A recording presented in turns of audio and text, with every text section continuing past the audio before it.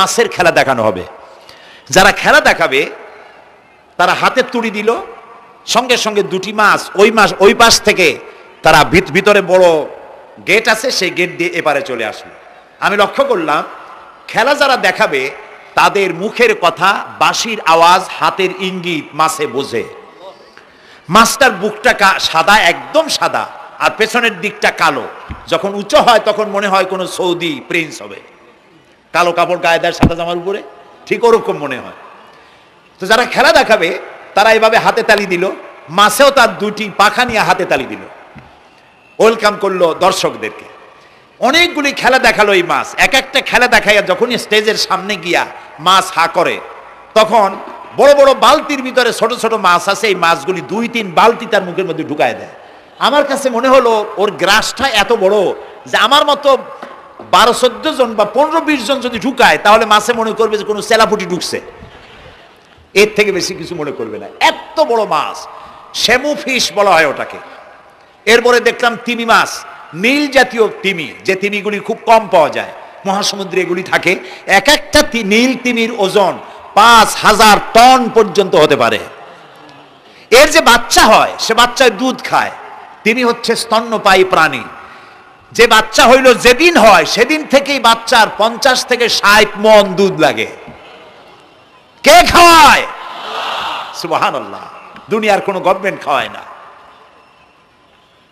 দুনিয়ার স্থলভাগে পিঁপড়া থেকে শুরু করে হাতি পর্যন্ত, ছোট্ট চেলা পোকা থেকে শুরু করে সাপ, বড় বড় পাইথন পর্যন্ত, টোনাটুনি পাখি থেকে শুরু করে ঈগল পর্যন্ত, নদীর ভিতরে চেলাপুটি থেকে শুরু করে তিমি মাছ পর্যন্ত অসংখ্য প্রাণী সকাল বেলায় খালি পেটে জঙ্গল থেকে, গর্তের মধ্য থেকে, বাসা থেকে, পানির মধ্য থেকে যার যার আস্তানা ছেড়ে আহারের অনুসন্ধানে শত সহস্র কোটি প্রাণী সব যার যার ক্ষুধার পেট নিয়ে বেরিয়ে যায়। আল্লাহ রাব্বুল আলামিন বলেন, সন্ধ্যা হতে না হতে সবগুলির পেট ভরাইয়া যার যার বাসায় আমি ভিড়াইয়া দেই। ইন্নাল্লাহা হুয়ার রাজ্জাকু যুল কুওয়াতিল মাতিন। খেতে দেওয়ার মালিক কে? সেই আল্লাহর এই গুণকে, এই গুণাবলীকে বিশ্বাস করতে হবে। খেতে দেওয়ার মালিক তিনি কেবলমাত্র। সন্তান হয় না, দেওয়ার মালিক কে? বলেন জোরে। হাসাবার মালিক কে? কাঁদাবার মালিক কে? সুখ দেওয়ার মালিক কে? দুঃখ থেকে উদ্ধার করার মালিক কে? হায়াতের মালিক কে? মওতের মালিক কে? ফাআলুন লিমা ইউরিদ। যা খুশি তাই তিনি করতে পারেন। সুবহানাল্লাহ বলে। কোন? কাফ আর নুন, দুটি অক্ষর। যখন যা ইচ্ছে করেন হয়ে যায়। আল্লাহর এই গুণকে বিশ্বাস করলে মানুষ শিরক থেকে বাঁচতে পারবে। মাজার মুখী হবে না মুসলমান, মসজিদ মুখী হবে তখন। আজ আমার মুসলমান একদিকে নামাজও পড়ে আর একদিকে মাজারের কাছে গিয়ে দুর্বল হয়ে যায়। আছে না? আছে কি না? মাজারগুলির কাছে গিয়ে সাহায্য কামনা করে। আমার নিজের চোখে দেখেছি মাজারে গিয়ে কিভাবে সেজদা দেয় কবরকে। বলেন নাউযুবিল্লাহ। আল্লাহ ছাড়া কাউকে রুকু সেজদা করা যায় না। যা চাবার আল্লাহর কাছে চাইতে হবে। ওয়াইজা সাআলতা ফাসআলিল্লাহ ওয়াইজা ইসতাআনতা ফাসতাইন বিল্লাহ। যা কিছু চাওয়ার আল্লাহর কাছে চাও, যা কিছু বলার আল্লাহকে বলো। সব কিছু করার মালিক তিনি। সুবহানাল্লাহ বলেন। এই জন্য মাজারের সাথে মুসলমানদের সম্পর্ক হবে না, মুসলমানদের সম্পর্ক হবে মসজিদের সাথে। কিসের সাথে? বলেন জোরে। আপনি কোনো অসুবিধায় পড়েছেন, মাজলুম হয়েছেন, অত্যাচারিত হয়েছেন, চাকরির সমস্যা হয়েছে, ঘরে খাবার নাই, অসুখ বিসুখ হয়েছে, নানান ধরনের সমস্যায় পড়েছেন, কোনো মাজার নয়, কোনো পীর নয়, মসজিদের ভিতরে চলে যান, উজু করে মসজিদে ঢুকে 2 রাকাত কাজায়ে হাজাতের নামাজ পড়েন। রাসূলুল্লাহর উপরে যখনই বিপদ হতো তিনি নামাজে দাঁড়ায় যেতেন। সুবহানাল্লাহ বলো। আপনি কেন যাবেন একটা কবরের কাছে? আপনার সাহায্য কামনার জন্য কোনো পীর নয়, আপনার সাহায্যের জন্য কোনো কবর নয়। সাহায্য পাওয়ার জন্য কে? আল্লাহ চান আপনার ঈমানটা খালেস হোক। আল্লাহ তাআলা এটা বরদাস্ত করতে পারেন না যে মানুষ কারো কাছে গিয়া আরেকজনের কাছে গিয়ে নথি স্বীকার করুক। আল্লাহ সহ্য করেন না। ইন্নাশ শিরকা লাযুলমুন আযীম। শিরক হচ্ছে মস্ত বড় জুলম, অত্যাচার। আল্লাহ সব থেকে অপছন্দ করেন কোন গুনাহ বলেন? শিরক। আল্লাহ সহ্যই করেন না। কেন করেন না? একটা যুক্তিতে আসে, যারা বিবাহ করেছেন তাদের স্ত্রী যদি স্বামীর সাথে যে ধরনের হাসি খুশি প্রেমের আদান প্রদান করে, স্বামী ছাড়া যদি আরেকজন পুরুষের সাথে এরকমের ভাব বিনিময় করে, ফোনে কথা বলে, প্রেম করে, খুব সুন্দর করে ভালোবাসা দিয়ে যদি চিঠি লেখে অন্য পুরুষের কাছে, অথবা প্রেম নিবেদন করে, তাহলে স্বামীদের অবস্থা কেমন হবে বলেন? এইটার জবাব দিতেও যদি দেরি হয় তো খুবই কুলক্ষণ। হ্যাঁ, ভয়ানক হবে, ভয়ানক হয়ে যাবে। নিজের চরিত্র যতই যা হোক, বউর চরিত্র ভালো চাই। আচ্ছা বলেন তো, স্ত্রী আপনার সঙ্গে যেভাবে প্রেমের হাসি হাসে, প্রেম নিবেদন করে, ওই রকম আরেকটা পুরুষের কাছে সাথে করলে আপনার সহ্য হয় না কেন? আপনি স্ত্রীর উপরে আপনার অধিকারটা কতখানি, কি জন্যে? আপনার স্ত্রীর যে হাসি, যে মিষ্টি হাসি, যা আপনার প্রাণ কেড়ে নেয়, ওই হাসিতে আপনার কোনো অবদান আছে বলেন? তার যে টানা টানা চোখ, সুন্দর ভ্রু, মাথায় অনেক লম্বা চুল, শরীরটা সুন্দর, যৌবন, রূপ, এর ভেতরে আপনার কোনো অবদান আছে? হ্যাঁ আছে, একটু তো আছেই। আপনি যে মুখ দিয়ে বউটা হাসে, সেই ঠোঁটে একটু লিপস্টিক লাগাইছেন। যে চোখের জন্য আপনি পাগল, সেই চোখে একটু কাজল লাগাইছেন। শরীরটাকে পেঁচাবার জন্য সুন্দর একটা শাড়ি কিনে দিছেন। একটা শাড়ি দিয়ে, একটু লিপস্টিক কিনে দিয়ে, চুলের একটা ক্লিপ কিনে দিয়ে, একটা ভালো শাড়ি কিনে দিয়া স্ত্রীর উপরে যদি এত অধিকার আছে যে কোনদিন মৃত্যু পর্যন্ত কোন প্রেমের হাসি, ভালোবাসার আদান প্রদান আপনি ছাড়া আর কারো সাথে করতে পারবে না, এইটা যদি আপনার অধিকার এভাবে প্রতিষ্ঠিত হয়, তাহলে এই হাসি যিনি দিলেন, এই দাঁত, এই সুন্দর চোখ, এই রূপ, এই যৌবন আল্লাহ তাআলা দিলেন, তার সামনে কোনো পীর অথবা কবরের সামনে যদি হাত পাতে আল্লাহ বরদাস্ত করেন না। কথা কি বুঝে আসছে? কথা বুঝে আসছে? আলহামদুলিল্লাহ বলেন। আলহামদুলিল্লাহ। বুঝলেই আমাদের কষ্ট সার্থক। আলহামদুলিল্লাহ বলি। আমরা যেন আল্লাহরে চিনতে পারি, বুঝতে পারি। আমার বিশ্বাস করুন, কোরআন আমার সামনে, আল্লাহর কসম, কোন জীবিত পীর, কোন মৃত্যু পীর আমার ভাগ্যের ভালো বা মন্দ করার কোন অধিকার রাখে না, রাখে না, রাখে না। কোন পীর ফু দিয়ে আমার ভাগ্যকে ভালো বানাই দিতে পারবে না, পারবে না, এবং আমার একটা চুলও বাঁকাও করতে পারবে না। খাইরিহি ওয়া শাররিহি মিনাল্লাহি তাআলা। আমার ভালো, আমার মন্দ করার একমাত্র মালিককে। এক আঙ্গুল আকাশের দিকে উঁচু করে চিৎকার দিয়ে বলুন, কে? আবার বলেন, আবার বলেন, আবারও বলুন। হাত নামা। আল্লাহ কবুল করুন, বলেন আমিন। আমার এই বক্তব্য দিয়ে আমি কোনো পীরকে অমর্যাদা করছি না।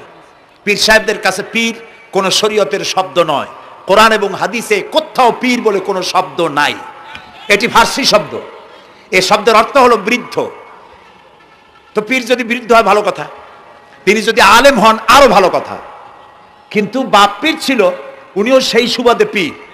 ইলেম নাই, তোনার নিজের কাছেই তো টর্চ নাই। আপনাকে অন্ধকারে উনিও ম্যানহোলের মধ্যে পড়বে, আপনারে নিয়ে পড়বে। আলেম হইতে হবে। পীর যদি হয় আলেম হইতে হবে, এক নম্বর কথা। দুই নম্বর কথা হলো, তিনি ব্যবসায়ী হবেন না। ধর্মের নামে তিনি ব্যবসা করবেন না। তিনি মানুষকে হেদায়েতের পথ দেখাবেন। প্রয়োজনে জেলে যাবেন, প্রয়োজনে ফাঁসির মঞ্চে দাঁড়াবেন। তিনি নিজেকেই ইসলামের সব আমি করি, আর ইসলাম কারো কাছে নাই।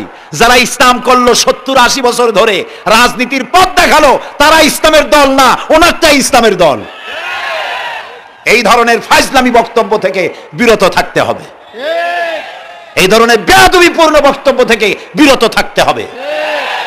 আমার দোকানে খাঁটি ঘি পাওয়া যায়, আর কারো দোকানে খাঁটি ঘি পাওয়া যায় না। ইসলাম নিয়ে এই ধরনের মনোপলি বিজনেস করতে দেওয়া হবে না। প্রিয় ভাই সব, আমরা পীর সাহেবদের চিনি। পীর ছিলেন শাহজালাল রহমতুল্লাহ আলাইহি। সুবহানাল্লাহ। যুদ্ধ করা লাগে না, আজান দিয়েছেন, মূর্তির মাথা ভাঙ্গা চুর চুর হয়ে পড়ে গিয়েছে। গৌর গোবিন্দ পলায়া কুল পায় নাই। লোকেরা যায় তার মাজারে গিয়ে গজাল মাছ জিয়ারত করে আসে, কিন্তু তরবারিটা দেখে আসে না। দোধারি তরবারি এখনো আছে, সুবহানাল্লাহ বলেন। পীর ছিলেন হযরতে বাহাউদ্দিন নকশবন্দি, মুজাদ্দিদ আল ফিসানি রহমতুল্লাহ আলাইহ, বড় পীর আব্দুল কাদের জিলানী রহমতুল্লাহ আলাইহ, খাজা মঈনুদ্দিন চিশতি রহমতুল্লাহ আলাইহ, শাহজাহান আলী রহমতুল্লাহ আলাইহ। কত ওলিউল্লাহর মাজার দিয়ে আমার দেশ ভরা, আলহামদুলিল্লাহ কর। এরা একদিকে মানুষকে মুরিদ বানায়া মুরিদের টাকা দিয়ে নিজেদের পকেট ভরেন নাই, ওনারা এরকম করতেন না, এইরকম করতেন। আর রাসূলুল্লাহ বলেছেন এই রকমের হাতের মর্যাদা নাই, এই হাতের মর্যাদা। আমি পীর দেখছিলাম, বাইতুল শরীফের পীর হযরত শাহ আব্দুল জব্বার সাহেব, আল্লাহ তাআলা জান্নাতুল ফেরদাউসের মেহমান বানায়নি। এই বাংলাদেশে শত শত মসজিদ, মাদ্রাসার এতিমখানা তৈরি করে গেছেন, সুবহানাল্লাহ। বৃষ্টির মৌসুমে চট্টগ্রামের বাড়ি তার, 14 বছর মাদ্রাসায় ওয়াজিদিয়া চট্টগ্রামে 14 বছর বুখারী শরীফ পড়িয়েছেন। কি মানের আলেম, খালি পীর না। মুরিদরা যত টাকা দিত এই টাকা দিয়ে বড় বড় মাদ্রাসা মসজিদ করেছেন। আর বৃষ্টির সময় সাথী সঙ্গী নিয়ে বস্তি এলাকায় যেতেন, পলিথিন দিয়া ছাওয়া, বাচ্চা আর তার স্বামী নিয়ে কাতরায় এক কোনায় বসে আছে, খাবার নাই, চাউল নাই, অসুস্থ, তাদের চাউল দিয়ে আসতেন, তাদের রান্না করার শাকসবজি দিয়ে আসতেন, ওষুধ দিয়ে আসতেন, হাড়ি পাতিল দিয়ে আসতেন। বন্যা হলে, তুফান হলে টাকা উজাড় করে যা মুরিদরা দিত সবগুলি উজাড় করে মানুষের খেদমত করতেন, সুবহানাল্লাহ। কাজী যারা জামায় অনেকগুলো পকেট সমানে নিতে থাকে আর ভরতে থাকে এইভাবে করে, এই ব্যবসায়ীদেরকে পরিত্যাগ করতে হবে। পীর হচ্ছে ওই সমস্ত লোক যারা নাকি ধর্মের নামে ব্যবসা করে না, বরং আল্লাহর দ্বীনকে প্রতিষ্ঠা করার জন্য কথা বলে। প্রিয় ভাই সব, আমাদের জেহেন সাফ করতে হবে, পরিষ্কার করে বুঝতে হবে আমার ভালো আমার মন্দ কে করতে পারেন? আল্লাহ। সম্রাট শাহজাহান নাম শুনেছেন? কোথার বাদশা বলেন? দিল্লির সম্রাট। সম্রাট শাহজাহান, পৃথিবী জোড়া নাম তার। কবি বলছেন, শাহনে জাহাं को जिन्हें फख्र से देते थे बाज, वाज कब्र में है सूरह अलहम्दु की मोहताज। যে শাহজাহানকে কর দিয়া ট্যাক্স দিতে পারলে জনগণ নিজেদেরকে গৌরবান্বিত বলে মনে করত, সেই শাহজাহান কবরে শুয়ে আছে, সূরা ফাতিহার মুহতাজ হয়ে আছে, সুবহানাল্লাহ। যদি কেউ আমার কবরের কাছ থেকে হেঁটে যাইতো আর একটু সূরা ইখলাস পড়ে সবরে সানি করতো, আমি কিছু পাইতাম। আহারে, এই এতিম ফকির হয়ে শুয়ে আছে। এক ফকির দিল্লি ঘুরতেছে, একজন বলছে, ভাই তোমারে তো খয়রাত করে দেখতেছি আমি সেই ছোটবেলা থেকে, খালি তুমি খয়রাত করো। একটা জিনিস আপনারা মনে রাখবেন, গরিব, আজকে যারা গরিব পরিশ্রমের মধ্য দিয়ে কালকে তারা ধনী হতে পারে, কিন্তু যারা ভিক্ষুক, যারা ভিক্ষা করে, জিন্দেগিতে কোনোদিন তারা বড় হতে পারবে না। ভিক্ষা করা যাদের অভ্যাস, জীবনেও বাড়ি করতে পারবে না, জীবনেও ধনী হইতে পারবে না, কিন্তু গরিব ধনী হইতে পারবে। কারণ হলো আল্লাহর কাছে দুইটা বৈধ জিনিস অত্যন্ত ঘৃণিত। কয়টা? একটা হলো তালাক, আর একটা হলো ভিক্ষাবৃত্তি, মানুষের কাছে চাওয়া। আল্লাহ পছন্দ করেন না। তো ভিক্ষুক ঘুরতেছে, একটা লোক বলল, মিয়া তোমার তো সারা জীবনই খরচ করতে দেখি। খরচ করবো না, করবো কি? যার কাছে যাই সে দেয় 4 আনা 2 আনা 1 টাকা, এর বেশি তো দেয় না, তেদি আমি কেমনে বড় লোক হবো? কয় যে তুমি বাদশার চোখে দেখো না, বাদশার চোখে দেখো না। কয় বাদশার কাছে কি আমার মতো লোক যাইতে পারে নাকি? কল না, যাইতে হবে, যাও। বাদশা একবার যাবা, এমন দেওয়া দেবে জীবনে আর তোমার খরচ করা লাগবে না। পাতি শিয়ালের পিছনে ঘুরে তো লাভ নাই, পাতি শিয়ালে খায় মুরগি, তোমার একটা ঠ্যাং দেবে, দাঁতের খেলালের কাজ হবে না। বাঘের পিছনে ঘোরো, বাঘে খায় গরু আর হরিণ, একটা রান দিলে তুমি 1 সপ্তাহ খাইতে পারবা। কাজে ঘুরতে গিয়েও বোঝা উচিত কার সাথে ঘুরি। তো বলছে বাদশার কাছে যাও। তো বাদশারে পাবো কই? কই তো দেখলাম কেবল মসজিদে ঢুকলো। তারপরে ফকির গিয়ে দাঁড়ায় আছে বারান্দায়, দেখে যে উনি বাদশা ভেতরে বসে হাত তুলে আছে ভাবে, আর চোখ দিয়ে পানি পড়ে দাড়ি ভিজে ভিজে পড়তেছে। নামাজ শেষ করে, মোনাজাত শেষ করে বাদশা বেরিয়েছেন। কোন বাদশা? শাহজাহান। বাইরে আসার পর ফকির বলল, আসসালামু আলাইকুম, বলে ফকির রওনা করছে। বাদশা বলে, দাঁড়াও, তুমি যে রওনা করলা, তোমার তো ভিক্ষুক মনে হয়, আর লোকেরা যারা ভিক্ষুক না তারাও তো আমার কাছে চায়, আর তুমি তো ভিক্ষুক, চাইলে না কেন কিছু? ভিক্ষুক বলে, জাহাবানা, আমি কিছু চাইতে এসেছিলাম আপনার কাছে, কিন্তু আপনার করুণ অবস্থা দেখে আমার জ্ঞানের চোখ খুলে গিয়েছে। আমি দেখতে পেলাম আমি যার কাছে চাইতে এসেছি, আমি তো কান্দি না, হাতও বাতি নাই।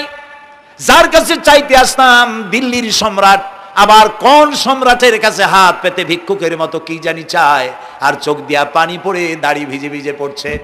আমার জ্ঞানের চোখ খুলে গেছে, দুনিয়ার বাদশার কাছে আর চাইবো না, বাদশা কান্দে যে বাদশার কাছে তার কাছেই চাইবো।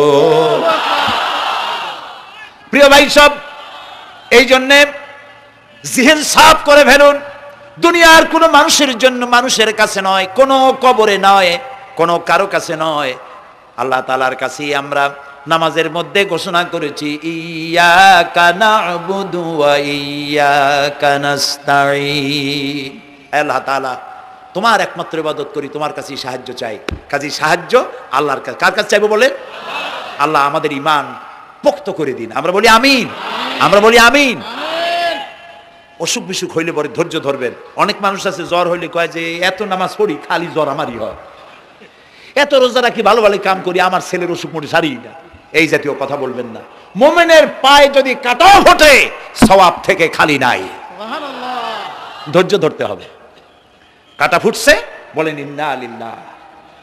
আজাবান লিল মুমিন, মুমিনের জন্য বড়ই আশ্চর্য ব্যাপার, বিপদ হইলেও শুকর আদায় করে আর সুখে থাকলেও শুকর আদায় করে। সুবহানাল্লাহ বিহামদি। বিপদ আসলে সে বলে ইন্না লিল্লাহি, বলেন ইন্না লিল্লাহি ওয়া ইন্না ইলাইহি রাজিউন।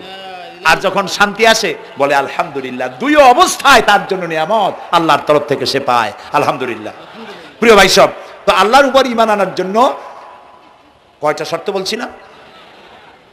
এই যে প্যাচ লেগে গেছে, কয় যে তিনটা। আল্লাহর উপর ঈমান আনার জন্য শর্ত কয়টা? চারটা। চারটার বলছি কয়টা? দুইটা। আরেকটা হচ্ছে আল্লাহর কুদরত, এ বিশ্বাস করা। আল্লাহর কুদরত মানে শক্তি। আল্লাহর কিছু বিশ্বাস করবেন, বলেন জোরে, শক্তি। আকাশ এবং জমিনের শক্তিশালী কে? কিন্তু আমার দেশের জনগণ, কিছু কিছু রাজনীতিবিদরা বলে জনগণই নাকি সকল ক্ষমতার, সকল শক্তির উৎস। কি পাগল! তুমি ক্ষমতার উৎস? নাকের মধ্যে ময়লা, দাঁতে ছাতা, পেটের মধ্যে দুর্গন্ধ ভরা, ক্ষমতার উৎস? আশ্চর্য কথা। এই যে ক্ষমতার উৎস, হাজার হাজার লোক এখানে বসা, দুইটা ভাউয়া ব্যাংক যদি দুই কোণা দিয়ে ঢোকে, ভাউয়া ব্যাংক চেনেন? বিগ সাইজের ব্যাংক, দুইটা যদি দুই দিক দিয়ে ঢোকে লাফাইতে লাফাইতে, সামনে যারা আছে এমনি লাফাবে। অন্তত টঙ্গী তামিরুল মিল্লাত মাদ্রাসা ছাড়াইয়া তারপরে ফিরে তাকায় বলবে, ভাই আমরা দৌড়াই কেন?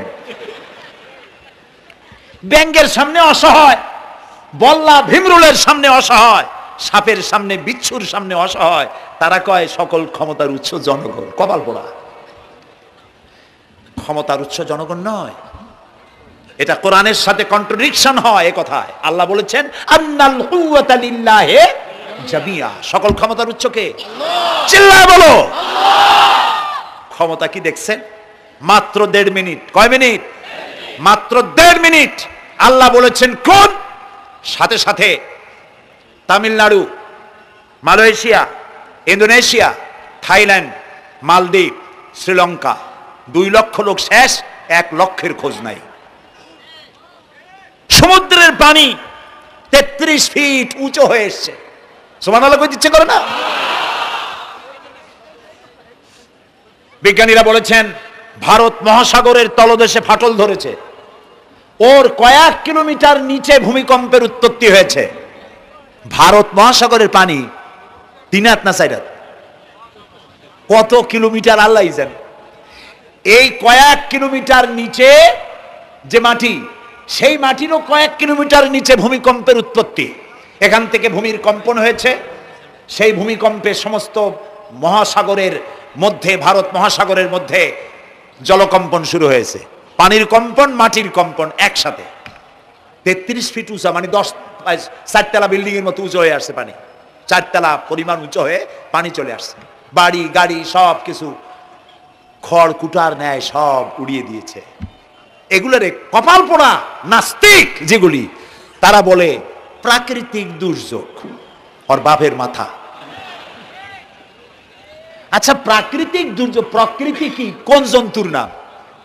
প্রকৃতি কোন জন্তু জানোয়ারের নাম? প্রকৃতি নিজে চলে না কেউ তাকে চালায়? কে চালায়? কপাল পোড়ারা তা বোঝে না। বিশ্ববিদ্যালয়ের শিক্ষক হয়েছে তো, আল্লাহ দিয়ে আসি কোথায়? তবে সব খারাপ না, ভালো আছে আলহামদুলিল্লাহ। কিছু আছে কপাল পোড়া। বিশেষ করে শান্তিনিকেতনে যারা পড়াশোনা করে আসে, সাহিত্য চর্চা করে। এই সাহিত্য চর্চা করতে করতে এক পর্যায়ে কপাল পুড়ে যায়, আল্লাহরে চিনতে পারে না। সব চেনে, আল্লাহরে চেনে না। আল্লাহ এখন চিনাইতেছে ভালো করে। প্রিয় ভাই সব, কওমে আদ, কওমে সামুদ, এগুলিকে আল্লাহ তাআলা ধ্বংস করেছেন। কিয়ামতের আগে এই যে 7টা আকাশ, এই আকাশ সম্পর্কে অবিশ্বাসীরা তারা বলেছে আকাশ বলতে কিছুই নাই, এটা নাকি অনেক দূরে, তাই নীলা নীলে দেখা যায়। কি কপাল পোড়া চিন্তা করেন, নীলা নীলা দেখা যায়। এই আকাশ মহাশূন্য। এই আকাশগুলি, আকাশ কয়টা স্তর? 7টা। এগুলি কাতাইয়ে সিজিল্লিল কুতুব। কোরআনে কারিমে আল্লাহ তাআলা বলেছেন কিতাবের পৃষ্ঠার মতো কিয়ামতের আগে একটার পর একটা ঠাস ঠাস করে পড়বে, ভেঙে চুরে চুরমার হয়ে যাবে। ওয়াইদাল বিহারু ফুজ্জিরাত, আল্লাহ তাআলা বলছেন ইদাস সামাউ ফাতারাত ওয়াইদাল কাওয়াকিবু ইনতাসারাত ওয়াইদাল বিহারু ফুজ্জিরাত। আকাশের তারকাসমূহ বিক্ষিপ্ত হয়ে পড়বে। অসংখ্য তারকারাজি, বিশাল বিশাল তারকা বিক্ষিপ্ত হয়ে পড়বে। চন্দ্র সূর্য একটার সাথে আরেকটা ধাক্কা লেগে চাঁদ আর সূর্য আলো হারিয়ে ফেলবে, একাকার হয়ে যাবে। পাহাড়গুলো উঁচু করে আল্লাহ তাআলা জমিনের উপরে আছাড় মারবেন, কাল ইহনিল মানফুস, তুলার মতো উড়ে চলে যাবে। সুবহানাল্লাহ বলবা না? কত বড় শক্তি আল্লাহ পাকের। ওয়াইদাল বিহারু ফুজ্জিরাত, সমুদ্র সমূহ বিদীর্ণ হয়ে যাবে। সমুদ্রে যত পানি আছে সমস্ত পানিগুলি নিঃশ্বসিত হয়ে যাবে মাটির তলায়, এবং সেখানে অগ্নুৎপত্তি হবে। কোরআনে কারিমে আল্লাহ বলে দিয়েছেন গোটা সমুদ্রগুলিতে আগুন জ্বলতে থাকবে। এগুলি কিয়ামতের আলামত। আল্লাহ পাকের অফুরন্ত মেহেরবানি। এই যে কানের কাছ দিয়া গুলিটা চলে গেছে, কানে লাগে নাই। বাড়ির কাছ থেকে কিয়ামত হয়ে গেল, বাংলাদেশে আল্লাহ বাঁচাই দিলেন। সুবহানাল্লাহ বলো, আলহামদুলিল্লাহ বলেন। আমাদের প্রতিবেশী দেশগুলিতে যেভাবে আঘাত লাগছে, ওর 1000 ভাগের 1 ভাগের আঘাত কয়েক সেকেন্ড যদি বাংলাদেশে হতো, আমাদের সব অপরিকল্পিত শহর, রাজুক পারমিশন দিয়েছে 3 তলার, করা হয়েছে 7 তলা। এইভাবে অপরিকল্পিত যত বিল্ডিং আছে এগুলি পচা সিমেন্ট দিয়ে, পচা ইট দিয়ে তৈরি করা হয়েছে। 2-3 সেকেন্ডের ভূমিকম্প যথেষ্ট এই শহর লণ্ডভণ্ড করে দেওয়ার। অসংখ্য মানুষ মারা যাবে, অসংখ্য বাড়িঘর শেষ হয়ে যাবে। এদেরকে রেস্কিউ করার মতো মডার্ন ইকুইপমেন্টসও গভর্নমেন্টের কাছে নাই। এই জন্য আল্লাহর কাছে সেজদা দিয়া গুনার তওবা করতে হবে, আল্লাহ আমাদের মাফ করে দাও, আমার এই গরিব দেশটাকে কিয়ামত পর্যন্ত এই গজব থেকে বাঁচাও। প্রিয় ভাই সব, আল্লাহ তাআলার ক্ষমতার ওয়াজ আমি আজ করতে পারবো না, অনেক লম্বা হয়ে যাবে। কারণ আমাকে 3টা পুঁজির কথা তো কমসে কম বলতেই হবে, অল্প করে হলেও। শুনবেন তো? আল্লাহ তৌফিক দিক, বলেন আমিন। আল্লাহ তাআলার ক্ষমতায় বিশ্বাস করা, তার প্রচন্ড ক্ষমতা, যা খুশি তাই বলেন করতে পারেন। মরাকে জিন্দা, জিন্দাকে মারতে পারেন, মরুভূমিতে ফুল ফুটাতে পারেন। সুবহানাল্লাহ, যা খুশি তাই করতে পারেন। এই শক্তি সহকারে আল্লাহকে বিশ্বাস করতে হবে। 4র্থ নম্বরে আল্লাহর হুকুম এবং হাকাম, আদেশ নিষেধ। আমি আল্লাহরে বিশ্বাস করি, এই কথার কোনো দাম নাই যদি তার আদেশ না মানি। এই কথার কোনো দাম নাই যদি তার নিষেধকে আমি আমার জীবনে প্রত্যাহার না করে চলতে পারি। মুসলমান বলে দাবি করার কোনো মূল্য নেই। একদিকে নামাজ পড়ি, আর একদিকে ওজনে কম দেই, খাদ্যে ভেজাল দেই, বেপরদা করি, মিথ্যা কথা বলা হয়, ওজনে কম দেয়, খাদ্যে ভেজাল দেয়, জমিনের আইল ঠালে আমানতের খেয়ানত করে। আল্লাহর হুকুম মানা হলো না, রসুলের আদেশ মানা হলো না। আল্লাহর উপর ঈমান আনার জন্য 4র্থ শর্ত হচ্ছে আল্লাহ যা বলেছেন মাথা নত করে মেনে নিতে হবে। বলতে হবে সামি'না ওয়া আতা'না। বলেন সামি'না ওয়া আতা'না, শুনলাম আর মেনে নিলাম। বলেন তো জোরে, শুনলাম আর মেনে নিলাম। সুবহানাল্লাহ বলেন। মুমিনেরা এই প্রশ্নই করবে না মদ হারাম কেন, মুমিনেরা এই প্রশ্নই করবে না জুয়া হারাম কেন, মুমিনেরা এই প্রশ্নই করবে না জেনা হারাম কেন। একটাই জবাব, মদ হারাম কেন? আল্লাহ হারাম করেছেন তাই হারাম। জেনা হারাম কেন? আমার আল্লাহ হারাম করেছেন তাই হারাম। জুয়া হারাম কেন? আমার আল্লাহ হারাম করেছেন তাই হারাম। কোনো যুক্তি নাই। যুক্তির, আল্লাহর নিষিদ্ধ জিনিসে যুক্তি তালাশ করে কেবলমাত্র শয়তান। আল্লাহর আদেশ নিষেধের যুক্তি তালাশ করে কে? শয়তান। মুমিনের কাজ হলো সামি'না, বলেন, ওয়া আতা'না, শুনলাম আর মানলাম, বাস, শেষ কথা, খালাস। এই গেল 4টি শর্ত পুরো হয়ে গেল। এই 4টি শর্ত যদি পূরণ করতে পারি তাহলে আল্লাহরে বিশ্বাস করছি এটা প্রমাণিত হবে, এটা জাস্টিফাই হবে, এটা সত্যতা প্রমাণ হবে যদি আল্লাহর হুকুম মতো। 1 নম্বরে হলো, আমি আবার কথাটা প্যাকেট করে দিই যাতে করে আপনারা বাড়ি নিয়ে যাইতে পারেন। আল্লাহর উপরে ঈমান এনেছি, এই কথাটাকে কমপ্লিট করার জন্য শর্ত কয়টা? 4টা। 1 নম্বরে আল্লাহর অস্তিত্বে বিশ্বাস, বলেন আল্লাহর অস্তিত্বে বিশ্বাস। 2 নম্বরে আল্লাহর গুণাবলীতে বিশ্বাস। 3 নম্বরে আল্লাহর ক্ষমতায় বিশ্বাস। 4 নম্বরে আল্লাহর আদেশ এবং নিষেধে বিশ্বাস, মান্য করে চলা। আল্লাহ যেন এই তৌফিক আমাদের দেয়, বলেন আমিন। আল্লাহ রাব্বুল আলামিন দুনিয়ায় শান্তি, আখিরাতে জাহান্নাম থেকে মুক্তি দেওয়ার জন্য আল্লাহ পাক আমাদেরকে একটা ব্যবসার কথা বলেছেন। ওই ব্যবসায় পুঁজি কয়টা? বলেন। 3টা পুঁজি বলছি। কয়টা? দেখেন যে কেমনি প্যাঁচ লাগে। বলছি মাত্র একটা, সে একটা ডাল বাইর করছি 4টা। এবার আসেন মূল পয়েন্টে। এবার দ্বিতীয় পয়েন্ট, রসুলের প্রতি ঈমান। আমরা তো রসুলের প্রতি ঈমান আনছি কিনা বলেন? রসুলের প্রতি ঈমান এনেছি। আমাদের এই ঈমান যথেষ্ট নয়, কারণ আমাদের ঈমান হলো রবিউল আউয়াল মাসে ঈমান তাজা হয়, ঠিক না? ঠিক না?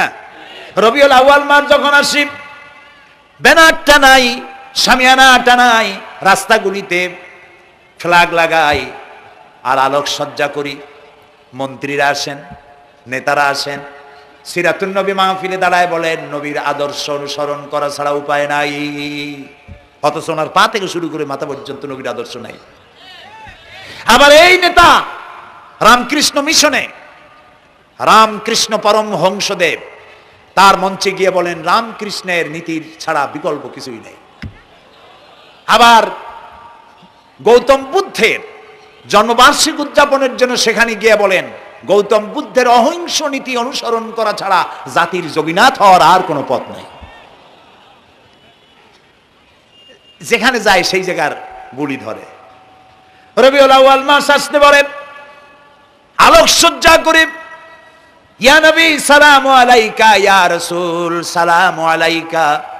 এরপরে গরম গরম জিলাপি রাসূলুল্লাহকে বুঝায় দেওয়া হলো, হে রাসূল আপনি তাকিয়ে দেখেন কত মহব্বত আপনারে করি। আপনার মহব্বতের জন্য আমাদের শহরের কোনো মিষ্টির দোকানে আর মিষ্টি নাই, সব আমরা খাইয়া শেষ করছি। এই হলো মহব্বত। এই মহব্বতে এই ঈমানে কাজ হবে না। এই ঈমানে বলেন কাজ হবে না। কোন ঈমানে কাজ হবে? রাসূলের প্রতি ঈমানের অর্থ কি? এর অর্থ হচ্ছে নবী করিম সাল্লাল্লাহু আলাইহি ওয়াসাল্লাম আমাদের রাসূল, আমাদের নেতা। আমাদের রাসূল আমাদের নেতা, আমরা তার উম্মত, তার অনুসারী। অনুসারীর কাজ কি? নেতার পূর্ণাঙ্গ অনুসরণ করণ। রাসূলুল্লাহর আনুগত্য করতে হবে, এটা কে বলেছেন? আল্লাহ রাব্বুল আলামিন সূরা আলে ইমরানের মধ্যে বলেছেন কুল ইন কুনতুম তুহিব্বুনাল্লাহ ফাত্তাবিউনি ইউহিব্বুকুমুল্লাহ ওয়া ইয়াগফির লাকুম যুনুবাকুম আল্লাহু গফুরুর রহিম। হে নবী আপনি বলুন, তোমরা যদি আল্লাহকে ভালোবাসো তাহলে তোমার কাজ হচ্ছে, তোমরা যদি আল্লাহকে ভালোবাসো তাহলে তোমরা আমার আনুগত্য করো, আমার অনুসরণ করো। কার? রাসূলের। বলেন কার? রাসূলের অনুসরণ যদি তোমরা করো, খেয়াল করে শুনতেছেন তো? আল্লাহ তাআলা বলছেন নবী আপনি বলেন তোমরা যদি আল্লাহকে ভালোবাসো, তোমাদের এই দাবি যদি সত্য হয় তাহলে আমার অনুসরণ করো, আমার আনুগত্য করো। আমার অনুসরণ, আমার আনুগত্য করলে পরে তোমাদেরকে আল্লাহ রাব্বুল আলামিন ভালোবাসবেন এবং তোমাদের তামাম জিন্দেগির সমস্ত গুনাহ খাতা আল্লাহ তাআলা মাফ করে দিবে। আমরা কি গুনাহ মাফ করাইতে চাই? বলেন চাই? আসুন রাসূলের আনুগত্য করুন। রাসূলের আনুগত্য কিরকম? রাসূল যেভাবে মুছ কাটছে আমরা সেইভাবে মুছ কাটবো। তিনি দাড়ি যেভাবে রাখছেন আমরা সেইভাবে রাখবো। তিনি চুল কাটছেন যেভাবে সেইভাবে করব। তিনি পায়ের নখ, হাতের নখ যেভাবে কাটছেন সেইভাবে করব। তিনি যেভাবে বিবাহ করেছেন সেই সুন্নত অনুযায়ী বিবাহ, তিনি যেভাবে দেশ চালাইছেন সেইভাবে দেশ চালাবো। রাসূলের অনুসরণের অর্থ শুধু এই নয় যে তিনি যেভাবে সুরমা লাগাইছেন আমি ওইরকম সুরমা দেব, তিনি যেভাবে কদু খাইছে আমিও কদু খাবো, এটা নয়। এটা নয়, শুধু রাসূলের আনুগত্য হবে মুরগির ফার্ম থেকে শুরু করে জাতিসংঘ পর্যন্ত, জীবনের সব ক্ষেত্রে আর বিশ্বাস করতে হবে তিনি শেষ নবী, তারপরে আর কোন নবী আসবে না। আল্লাহ রাব্বুল আলামিন সূরা আহজাবের মধ্যে বলেছেন, মা কানা মুহাম্মাদুন আবা আহাদিম মির রিজালিকুম ওয়ালাকির রাসূলুল্লাহি ওয়া খাতামান নাবিয়্যিন। মুহাম্মদ সাল্লাল্লাহু আলাইহি ওয়াসাল্লাম তোমাদের কোন পুরুষদের পিতা নন, তিনি আল্লাহর রাসূল এবং তাকে দিয়ে নবুয়তের মিশনকে খতম করে দেওয়া, কমপ্লিট করে দেওয়া হয়েছে। আর কোন নবী, রাসূলুল্লাহ বলেছেন লা নবিয়্যা বাদি ওয়ালা রাসূল, আমার পরে আর কোন নবী আসবে না, রাসূল আসবে না। কথা বুঝে আসছে? আল্লাহর নবীর পরে আর কোন নবী হবে না। আল্লাহর নবী বলেছেন একটি ইমারত তৈরি করে তার ভিতরে একটা ইট যদি খালি থাকে, একটি ইটের জায়গা যদি শূন্য থাকে, তাহলে সকলের চোখে ধরা পড়বে। ওই ইটখানা দিলে পরে বিল্ডিংটা কমপ্লিট হয়ে যায়। নবুয়তের যে ইমারত আল্লাহ তৈরি করেছিলেন, ওর ভিতরে একটা ইটের অভাব ছিল। আল্লাহ পাক আমাকে দিয়ে সেই শূন্য জায়গা পূরণ করে দিয়ে নবুয়তের মিশনকে কমপ্লিট করে দিয়েছেন। রাসূলুল্লাহ বলেছেন আমার পরে আর কেউ নবী হবে না। পৃথিবীর সব মুসলমানদের আকীদা, মুহাম্মদ সাল্লাল্লাহু আলাইহি ওয়াসাল্লামের পরে যদি কেউ নবুয়তের দাবি করে সে কাফির, হাজার বার কাফির। তারা যারা তাকে যারা নবী মানবে তারাও। রাসূলুল্লাহ বলেছেন আমার পরে 30 জন মিথ্যেবাদী নবুয়তের দাবি করবে। তার মধ্যে একজন তো দাবি করছে রাসূলের জীবদ্দশায়, একটা ছিল মেয়ে লোক আর একটা ছিল পুরুষ। পুরুষটার নাম ছিল মুসাইলামা কাযযাব, নামই ছিল কাযযাব। কাযযাব মানে মিথ্যাবাদী। দেখছেন অবস্থা, নামই মিথ্যাবাদী। উম্মতেরা কইল যে আপনি তো একজন নবী, আমরা সৌভাগ্য আর দুর্ভাগ্য হোক আপনারা নবী বলে মানলাম। মুহাম্মদ সাল্লাল্লাহু আলাইহি ওয়াসাল্লামের কাছে প্রায় জিবরাইল আসে আর ওহী আনে, আর আপনি আমাদের কোনো ওহী দিতে পারলেন না পর্যন্ত। কয় যে কেবল না নবী হইলাম, অপেক্ষা করো, ওহী আসবে না। বেশ কিছুদিন যাওয়ার পর খুব চিন্তা ভাবনা করে কয় যে ওহী একটা আসছে। উম্মতেরা সব দৌড়ে আসছে, কি ওহী? কয় যে এইমাত্র শেষ রাত্রে জিবরাইল আসছিল, আইসা আমারে কয়ে গেল, একটা সূরা নাজিল করলো। সূরাটা কি? ইন্না আতাইনাকাল আকাক ফাসাল্লি লিরাব্বিকা ওয়াজআক ইন্না শানিয়াকা হুয়াল আবলাগ। উম্মতেরা কয় সর্বনাশ, এই সূরা পড়তে গেলে তো আমরা কাইসা মরে যাব। এর অর্থ তো খুব বিকায়দা। কি সূরা নাজিল হইল আপনার উপরে? ইন্না আতাইনাকাল আকাক, মানে আমি তোমাকে হুতুম পেশা দান করেছি, সুতরাং তুমি তোমার প্রভুর উদ্দেশ্যে নামাজ পড়ো আর চিৎকার মারো, কারণ তোমার শত্রুরা সাদা এবং কালো বর্ণের। আমরা তো আগামাথা কিছু বুঝলাম না, কি হই?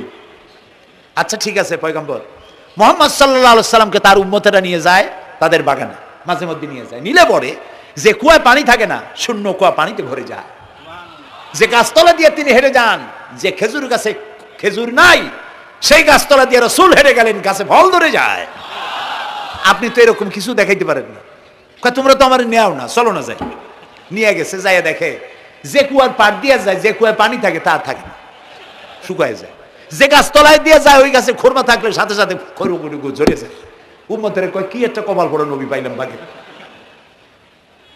আল্লাহ তারে শেষ করছে দুনিয়া থেকে, জাহান্নামে চলে গেছে। সেই মহিলাটাও গেছে, সেও গেছে। রাসূলুল্লাহ বলেছেন এইরকম 30 জন মিথ্যাবাদী নবুয়তের দাবি করবে কিয়ামতের আগ পর্যন্ত। গোলাম আহমদ কাদিয়ানী, এ হলো ইতিহাসে আমরা যদ্দ পাই, তার পর্যন্ত 28 জন হয়েছে। মুহাম্মদ সাল্লাল্লাহু আলাইহি ওয়াসাল্লামের ইন্তেকালের পর ওকে নিয়ে হয়েছে 28 জন। কয়জন হইল? বাকি আছে কয়জন? তাই বলে কিয়ামত যে এই 2 জন হইলি আগামী বছর বা 5-6 বছরের মধ্যে কিয়ামত হবে, ওইটা চিন্তা করেন না। এই পৃথিবীতে একটা লোক আল্লাহ শব্দ উচ্চারণ করার যদি থাকে, কিয়ামত সে পর্যন্ত হবে না। সুবহানাল্লাহ। সুতরাং বহুত দেরি আছে কিয়ামতের। তবে ওর মতো আরো শয়তান 2 জন আসবে। গোলাম আহমদ কাদিয়ানী বলল, আমি পয়গম্বর, আমি নবী, আমার উপরে ওহী আসে। তো তার সঙ্গে ওই যুগের বড় আলেম মাওলানা আতাউল্লাহ শাহ বুখারী রহমতুল্লাহ আলাইহি, তিনি বললেন, আচ্ছা তুমি যে নবুয়তের দাবি করো, এই শক্তি তুমি পাও কই? কয় যে আমার শক্তি তো কোরআন, কোরআনের মধ্যেই আছে আমার কথা। কোথায়? কয় সূরা সফের মধ্যে আছে, ইয়াতি মিন বাদি ইসমুহু আহমদ। ঈসা আলাইহিস সালাম আমার ব্যাপারে ফোরকাস্ট করেছেন, ভবিষ্যৎবাণী দিয়েছেন যে আমার পরে একজন আসবে, তার নাম হবে আহমদ। আমি তো সেই আহমদ। মাওলানা বুখারী বলছেন বেকুব, ঈসা আলাইহিস সালাম যার কথা বলেছেন তার নাম, ঈসা আলাইহিস সালাম যার কথা বলেছেন তার নাম হলো ফকাত আহমদ, আর তোমার নাম হলো গোলাম আহমদ। তাহলে এতে করে বোঝা যায় ঈসা আলাইহিস সালাম যার কথা বলেছেন তুমি সেই আহমদের গোলাম, তো তুমি নবুয়তের দাবি করো কেন? গোলাম আহমদ কয় যে হুজুর আমার নামের আগে গোলাম বৈশা একটু সমস্যা হয়েছে, ঠিক, তো গোলামটারে যদি বাদ দেই তাহলে তার আপনি আপত্তি করতে পারেন না আমি আহমদ থাকি আর আপনি আমার উম্মত হয়ে যান। আমি আমার কথা ঈসা আলাইহিস সালাম বলেছেন। মাওলানা বুখারী বলছেন দেখো তোমার ফতোয়া অনুযায়ী তুমি বলছো নামের প্রথম অংশ বাদ দিয়া শেষের অংশ নিয়ে তোমার উপর ঈমান আনতে, তাহলে আমি আমার নাম আতা আল্লাহ, তোমার ফতোয়া অনুযায়ী আমার নামের প্রথম অংশ বাদ দিলাম, আতা গেছে, থাকছে আল্লাহ, আর আল্লাহ হয়ে বলছি তোর মতো গাধারে আমি নবুয়ত দেই নেই।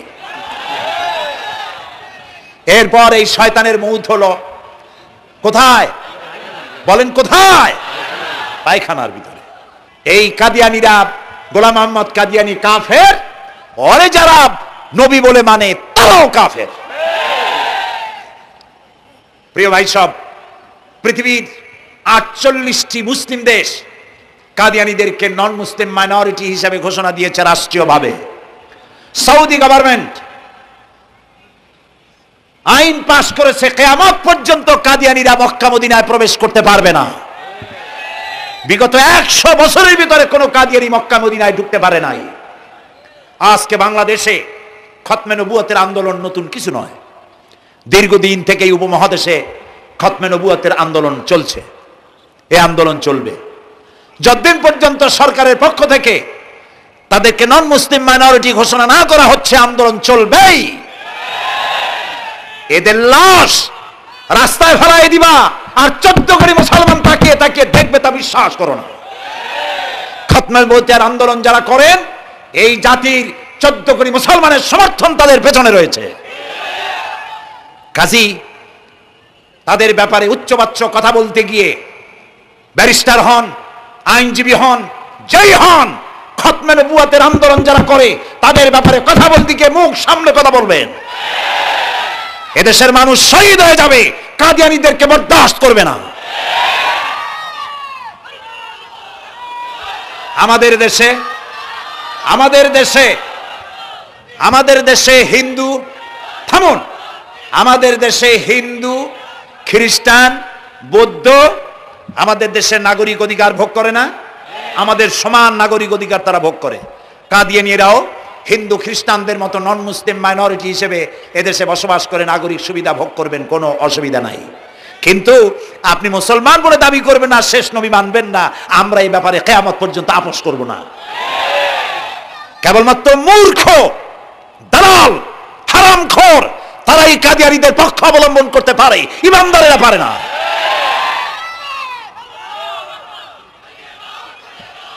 কাদিয়ানীরা যে সব মসজিদ তৈরি করে, এগুলি মসজিদ নয়, এগুলি উপাসনালয়।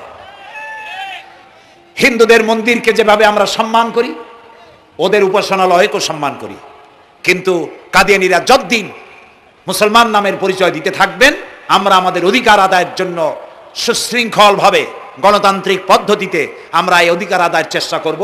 খতমে নবুয়তের আন্দোলন কোনো রাজনৈতিক আন্দোলন নয়, এটি আমাদের ইমানের আন্দোলন। যারা আন্দোলন করতেছেন তারা আমাদের ফরজে কিফায়ার দায়িত্ব পালন করছেন।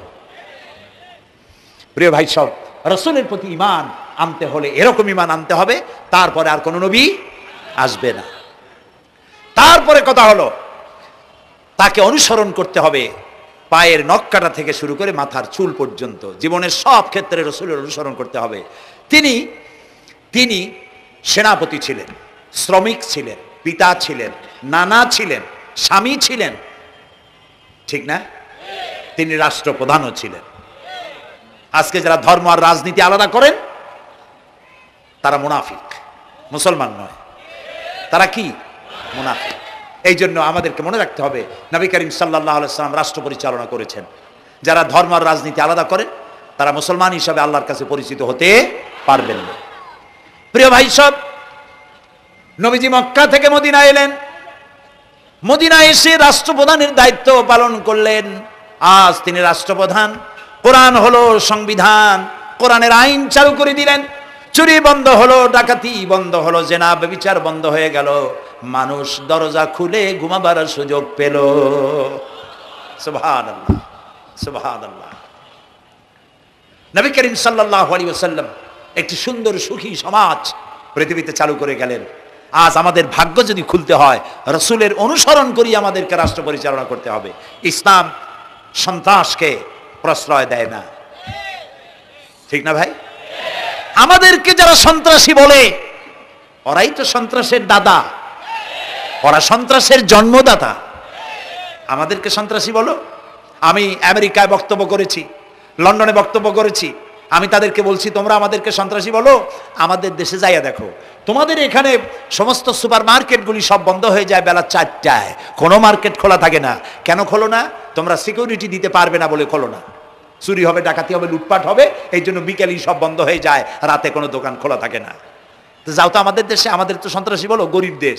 আমাদের দেশের বাবুরহাটে, নরসিংদীর কাছে বাবুরহাট, যেটাকে এই দেশের ম্যানচেস্টার বলা হয়, সারা রাত কোটি কোটি শত কোটি টাকার কাপড় চোপড় বেচা কিনা হয়, পুলিশের গন্ধ খুঁজে পাওয়া যায় না, সারা রাত বেচা কিনা হয়। গ্রামের বাজারগুলি যায় দেখেন আমাদের দেশে, যশোরে, খুলনায়, উত্তরবঙ্গে রাত 2টা 2:30 পর্যন্ত বেচা কিনা হয়, ঠিক না? এই যে আমাদের দেশে আল্লাহর মেহেরবানি, এবারে যে ঈদের সময় ঈদ আর পূজা একসাথে হইল, মুসলমান মেয়েরা, হিন্দু মেয়েরা সোনা দানা গলায় পরিয়া, হাতে পরিয়া, তারপরে বাজারঘাট ঈদের কেনাকাটা, পূজার কেনাকাটা করছে, কোনো অসুবিধা হয় নাই, ঠিক না? আল্লাহর মেহেরবানি র্যাবে জি যা করার করছে।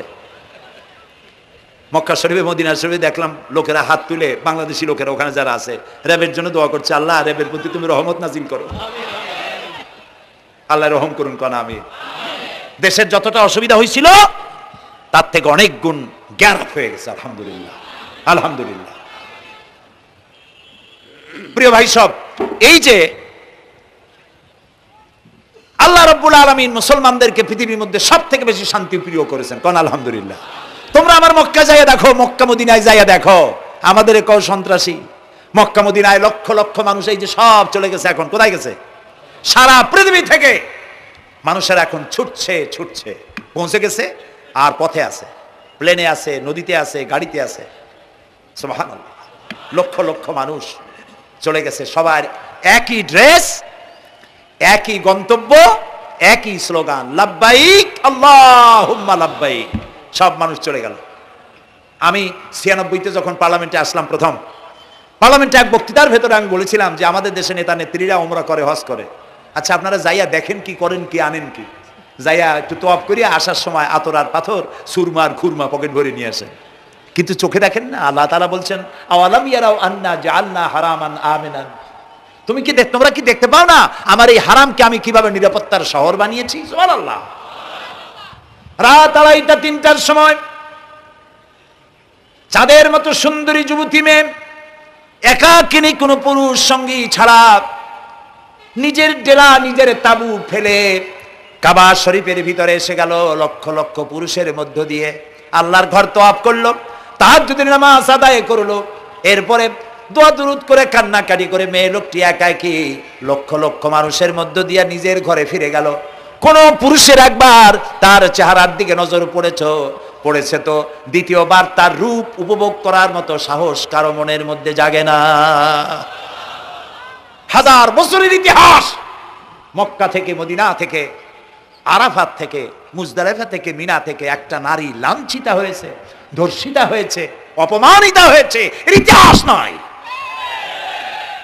প্রিয় ভাই সব, প্রসঙ্গক্রমে এই টঙ্গী লক্ষ লক্ষ লোকেদের সমাবেশ হয়, আলহামদুলিল্লাহ বলে। হতেই পারে তাবলিগি জামাতের ভাইরা এখানে উপস্থিত হন, সারা দেশ থেকে, বিভিন্ন দেশ থেকেও লোকজন আসে, এক জায়গায় বসে আল্লাহ বিল্লাহ করে, মোনাজাত করে। এটা মনে আসলো তাই বলতেছি। কেউ কেউ এটাকে খুব বাড়াবাড়ি করেন। সে বাড়াবাড়িটা হলো, কেউ কেউ বলেন আরাফাতের পরেই দ্বিতীয় এই সমাবেশ। এই বেয়াদবি শব্দটাকে উচ্চারণ করবেন না আল্লাহর হস্তে। কোথায় টঙ্গী, কোথায় আরাফাত, আর কোথায় টঙ্গী? কি এর সাথে আপনি কি মিলান? আপনি বলুন, এখানে লক্ষ লক্ষ লোক হয়েছে, আমরাও দেখতে পাচ্ছি লক্ষ লক্ষ লোক হয়, কিন্তু আপনি কেন দ্বিতীয় সমাবেশ বলেন? কেন আপনি আরাফাতের ময়দানের পরে এই কথা বলেন? মহা গুনাহ, মহা বেয়াদবি। আরাফাতে যাওয়া ফরজ, টঙ্গিতে আসা নফল নয়। আপনি কিসের সাথে কি তুলনা করেন? জিন্দিগিতে এই চিন্তা করবেন না। কিছু কিছু লোক আছে গ্রামের মধ্যে, অবশ্য কোনো আলেম কোনো মুরব্বীরা এইসব কথা বলেন না, মূর্খ যারা তারা এই ধরনের কথা ছড়াইছে গ্রামে। 3 বার টঙ্গিতে আসতে পারলে 1 হজের সওয়াব হয়। বলেন নাউজুবিল্লাহ। শুধু 3 বার না, কিয়ামত পর্যন্ত লোকের এখানে আসতে থাকলে আরাফাতের ময়দানে 1 সেকেন্ডের যে সওয়াব হবে তাও হবে না। আরাফাত হচ্ছে সেই ময়দান যেখানে আদম আলাইহিস সালাম থেকে শুরু করে মুহাম্মদ রাসূলুল্লাহ সাল্লাল্লাহু আলাইহি সাল্লাম পর্যন্ত সব নবীদের চোখের পানি শুকিয়েছে। পৃথিবীর কোটি কোটি মানুষ এখানে কাঁদছে। আর আল্লাহ রাসূল বলেছেন, আল হাজ্জুল মাবরুর লাইসা লাহুল জাযাউ ইল্লাল জান্নাহ। একটা কবুল হজের সওয়াব আল্লাহর কাছে বেহেশত দেওয়া ছাড়া আর কিছুই নেই। মান হাজ্জা লিল্লাহ ফালাম ইয়ারফুস ওয়ালাম ইয়াফসুক রাজাকা ইয়াউমিন ওয়ালাদাতহু উম্মুহু, রাওয়াহুল বুখারী। বুখারী শরীফের হাদিস। রাসূলুল্লাহ বলছেন, আরাফাতের ময়দান থেকে হাজিরা যখন বেরিয়ে যায় সন্ধ্যায়, মা যেমন নিষ্পাপ সন্তান প্রসব করে, আরাফাত থেকে হাজিরা তেমন নিষ্পাপ হয়ে বেরিয়ে যায়। আল্লাহর রাস্তায় আপনারা এই তুলনাটা কেউ করবেন না। বলবেন অনেক বড় সমাবেশ হয়েছে, লক্ষ লক্ষ লোক হয়েছে, বাস শেষ। এটা দ্বিতীয় সমাবেশ, আরাফাতের পরের এটা দ্বিতীয় স্থান অবলম্বন করেছে। এইসব বাজে কথা আর একদিনও বলবেন না। মহাবেয়াদবি যদি কেউ বলে থাকেন, আস্তাগফিরুল্লাহ পড়ুন, পড়েন আস্তাগফিরুল্লাহ। আল্লাহ সবাইকে ক্ষমা করুন, বলুন আমিন। এখানে আসলে দোয়া কবুল হবেই, কোনো গ্যারান্টি নেই, কোনো গ্যারান্টি নাই। কিন্তু রাসূলুল্লাহ বলেছেন আরাফাতের ময়দানে দোয়া কবুল হয়। রাসূলুল্লাহ বলেছেন, আল্লাহর ঘরের কাছে দাঁড়ায়া মুলতাজিমে দাঁড়ায়া এমন কোন দোয়া করি নাই যে আল্লাহ কবুল করেন নাই। কাজে এইসব চিন্তা করবেন না। প্রিয় ভাই, সব রসুলের প্রতি ঈমান আনতে হলে রসুলের জীবনকে জানতে হবে। রসুলের জীবন আমরা অনেকেই জানি না। বাংলা ভাষায় বহুত বইপত্র বেরিয়েছে রসুলের জীবনী সংক্রান্ত। মেহেরবানি করে কিনবেন এবং পড়বেন। রসুলের প্রতি ঈমানের অর্থ হলো রসুলুল্লাহর পা থেকে শুরু করে মাথা পর্যন্ত সবটা আমল করা এবং তাকে মোহাব্বত করা। রসুলকে কি করবো আমরা? কি মোহাম্মদ সে ওয়াফা তূনে তু হাম তেরে ये जहाँ चीज ही क्या लोह कलम तेरे है। মোহাম্মদ সাল্লাল্লাহু আলাইহি ওয়াসাল্লামের সঙ্গে যদি তুমি মহব্বতের কানেকশন জুড়িয়ে দিতে পারো, তার অনুসরণ আর অনুকরণ যদি করতে পারো, আকাশ আর জমিন তো দূরের কথা, লোহ কলম পর্যন্ত আল্লাহ তোমার জন্য করে দেবে। নবী করিম সাল্লাল্লাহু আলাইহি ওয়াসাল্লামের উপর ঈমান আনার অর্থ হলো তার অনুসরণ অনুকরণ করা। 3 নম্বরে ওয়াতুজাহিদুনা ফি সাবিলিল্লাহি বিআমওয়ালিকুম ওয়া আনফুসিকুম। আল্লাহর রাস্তায় লড়াই করো জান দিয়া আর মাল দিয়া। কি দিয়া কোন তো? জান দিয়া আর মাল দিয়া। আমরা কিন্তু বলি হুজুর আসি আপনার সাথে, আপনার পিছনে আসি, জানটা দিয়ে দেব। এই মানুষরা খুব চালাক। আপনি জান দিলে তো মাল থেকে যাবে। আগে দেবেন কি? মাল, পরে দেবেন জান। মাল দিতে হবে, জান দিতে হবে আল্লাহর দ্বীন প্রতিষ্ঠার জন্য। রাসূলুল্লাহ জীবন দিয়ে, সাহাবায়ে কেরাম জীবন দিয়েছেন, রাসূলুল্লাহ রক্ত দিয়েছেন, দান মোবারক শহীদ হয়েছে। আমি দেখেছি ওহদের মাঠে, আমি ওহদে যখন সফর করেছি, আল্লাহ বহুবার নিয়েছেন আলহামদুলিল্লাহ। আমাকে সেখানকার একজন আলেম মদিনার, তিনি আমাকে নিয়ে গেলেন ওহদে বেশ কয়েক বছর আগে। ওহদে গিয়ে দেখলাম, আমাকে দেখালো যে নবী করিম সাল্লাল্লাহু আলাইহি ওয়াসাল্লামের যেখানে দান শহীদ হয়ে গিয়েছিল, দাঁত মুবারক শহীদ হয়েছে, রাসূলুল্লাহ বেহুশ হয়ে পড়ে গেছিলেন।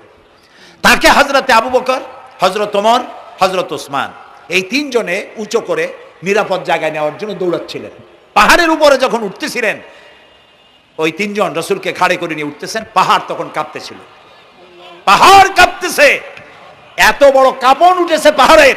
পাহাড় সেই এলাকা থেকে কাগজ কাটলে, কেচি দিয়ে কাগজ কাটলে যেমন রেজা রেজা হয়ে যায়, আমার নিজের চোখে আমি দেখলাম। তিনি আমাকে দেখালেন এই সেই এলাকা যেখানে রাসূলকে উঠানো হয়েছিল।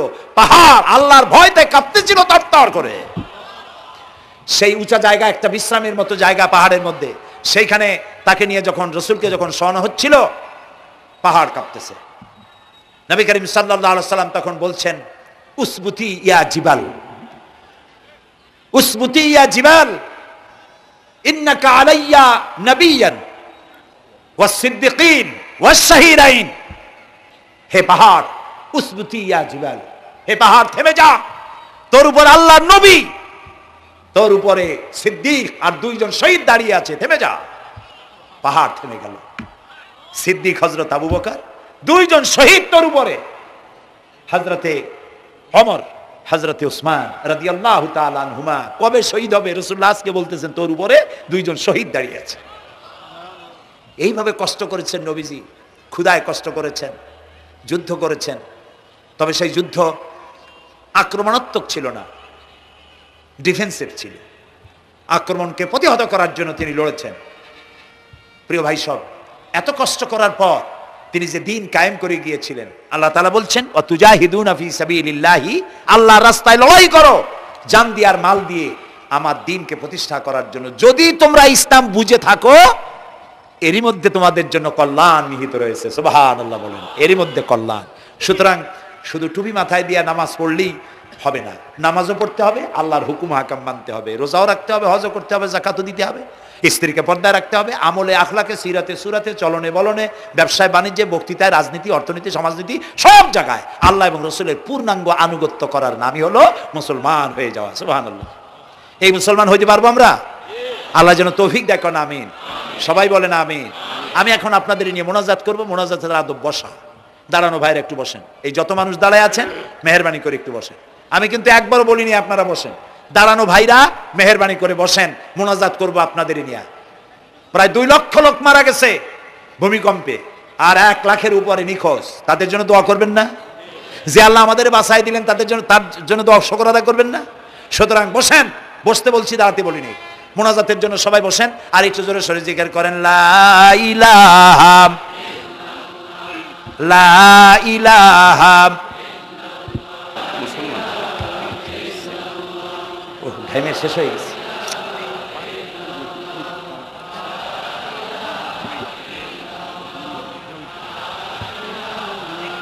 বয়স কত?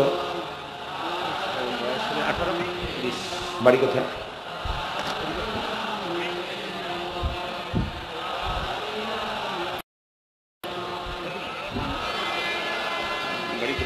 একটু জোরে লা ইলাহা।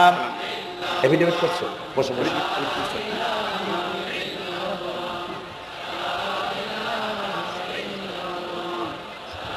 আচ্ছা, আমি তো মোনাজাতের কথা বলছি।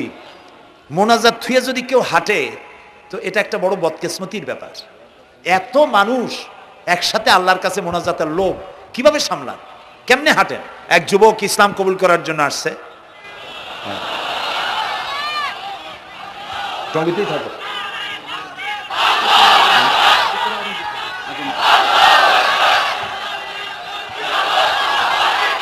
জি,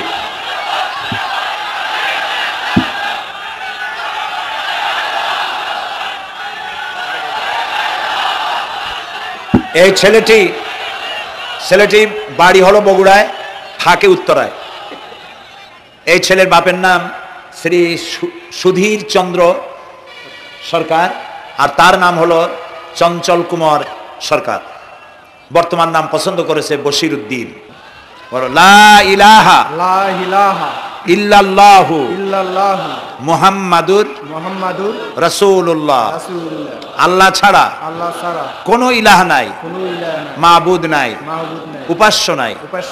মুহাম্মদ সাল্লাল্লাহু আলাইহি ওয়াসাল্লাম আল্লাহর প্রেরিত রাসূল। আশহাদু আন লা ইলাহা ইল্লাল্লাহু ওয়াহদাহু লা শারীকা লাহু ওয়া আশহাদু আন্না মুহাম্মাদান আবদুহু ওয়া রাসূলুহু। আমি সাক্ষ্য দিচ্ছি আল্লাহ ছাড়া কোনো ইলাহ নাই, মাবুদ নাই, উপাস্য নাই। তিনি এক, তিনি একক, তার কোনো অংশীদার নাই। আমি আরো সাক্ষ্য দিচ্ছি মুহাম্মদ সাল্লাল্লাহু আলাইহি ওয়াসাল্লাম আল্লাহর বান্দা এবং তার প্রেরিত রাসূল। বলো আসসালামু আলাইকুম। আপনারা জবাব দেন।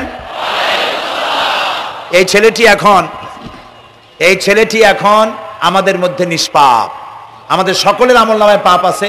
রাসূলুল্লাহ বলেছেন, যখন একজন মুশরিক ইসলাম কবুল করে, কালেমা পড়ে, বিশ্বাস করে, অর্থ সহকারে উচ্চারণ করে, তার পিছনের সমস্ত গুনাহ খাতাকে আল্লাহ তাআলা মাফ করে দেন।